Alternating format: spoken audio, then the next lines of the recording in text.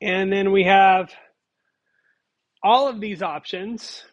You'll remember I used read underscore CSV to get the CSV file. I can get Excel spreadsheet, Parquet.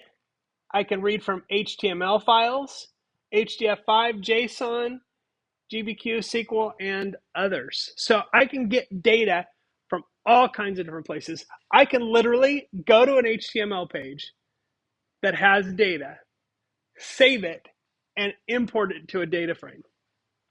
And I'll probably have more cleanup depending on how well structured that data is, but it's something I can do pretty easily.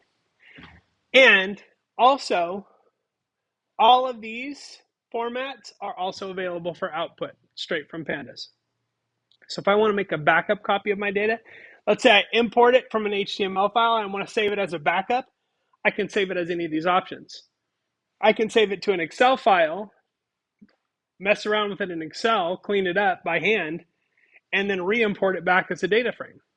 So there's lots of things you can do with different tools, but Pandas has this really amazing ability to import and export data in all kinds of formats. Mostly we're going to use CSV files.